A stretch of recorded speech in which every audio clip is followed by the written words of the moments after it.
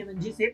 अमन जी, जिस तरीके से पप्पू यादव की कांग्रेस में एंट्री हुई, समर्थन कांग्रेस का बड़े जोरदार तरीके से करते आए, लेकिन उसके बाद जो यहाँ पर पूरा सियासी खेल पलटा, उस सब के बाद अब कहा जा रहा है कि पप्पू यादव बीजेपी के कहने पर ऐसा कर रहे हैं। क्या वाकई में ऐसी संभावना हो सकती है? देखिए, बिल्कुल पप्पू यादव जब से कांग्रेस पार्टी के अंदर आए हैं तब से कई तरह की कह सकते हैं खबरों में हमेशा बने रहे हैं। आप देखें कि पूर्णिया सीट को लेकर लगातार कह रहे थे कि मैं कुछ भी कर लूंगा लेकिन पूर्णिया को नहीं छोड़ूंगा, किसी भी कीमत पे मैं यहाँ से चुनाव लड़ूंगा। हालांकि जब सीट शेयरिंग हुई उस समय कांग्रेस पार्टी की लाख दलीलों के बावजूद भी आरजेडी ने कहा कि भाई नहीं, पूर्णिया पे तो इस बार हमारा प्रत्याशी उतरेगा। और देखिए कि जब बीमा भारती का नाम फाइनल होता है तो पप्पू यादव बहुत गुस्सा हो जाते हैं और कई जगह पर उनको रोते हुए भी देखा जाता है। तो ऐसे में आप समझ सकते हैं कि जो पीड़ा पप्पू यादव के अंदर है वो एक अलग तरह की पीड़ा है, क्योंकि कांग्रेस पार्टी के अंदर वो इसलिए है कि कांग्रेस पार्टी को मजबूत करें और साथ में खुद को भी मजबूत करते हुए नजर आए। लेकिन जिस तरह से पूर्णिया सीट को लगातार, जिस तरह उन्होंने कहा, हर बार उन्होंने ये बात कही कि भाई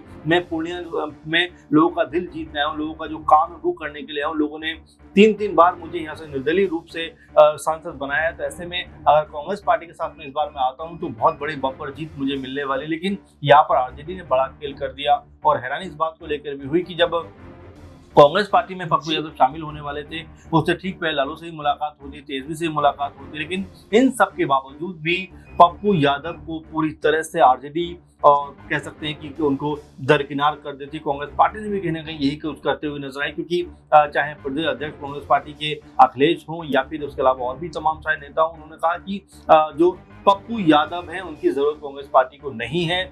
जिस तरह से वो पार्टी में आए हैं उसको लेकर तमाम लोगों ने आपत्ति जाहिर की थी। तो यहाँ पर ये सवाल उठता है कि आखिर कांग्रेस पार्टी में जो बड़े नाम आना चाहते हैं, अगर वो आते हैं तो कांग्रेस पार्टी उनका दामन मजबूत क्यों नहीं करती, उनको क्यों जो लगातार वो मांग रखते हैं उनको उसको पूरे नहीं किया जाता। यही बात बारंबार उठती रही, बारंबार कही जाती रही, लेकिन इसके बावजूद भी पप्पू यादव को कोई भी कह सकते हैं गंभीरता से नहीं लिया गया। अब जबकि कह सकते हैं कि पूर्णिया में लगभग जो चुनावी बिगुल है वो बच चुका है और कह सकते हैं कि पप्पू यादव ने जिस तरह से निर्दलीय रूप से पर्चा भरा है और अब कांग्रेस पार्टी से भी उनकी नाराजगी है, तो यहाँ पर ये आरोप लग रहे हैं कि क्या वो बीजेपी के इशारे पर काम करें। देखिए, इस तरह की बातें करना कहीं ना कहीं पप्पू यादव का एक तरीके से कह सकते हैं कि उनका पूरे का पूरा जो वोट बैंक है उसको डाइवर्ट करने का तरीका। आप देखें कि जो पवन सिंह बीजेपी में उनको आसनसोल से सीट दी जाती है लड़ने के लिए, वो मना कर देते हैं। और अब जब लगभग बिहार में कह सकते हैं कि चुनावी बिगुल बच चुका है, पूरी राजनीति की सियासत सज चुकी है, उस समय वो ऐलान करते हैं कि मैं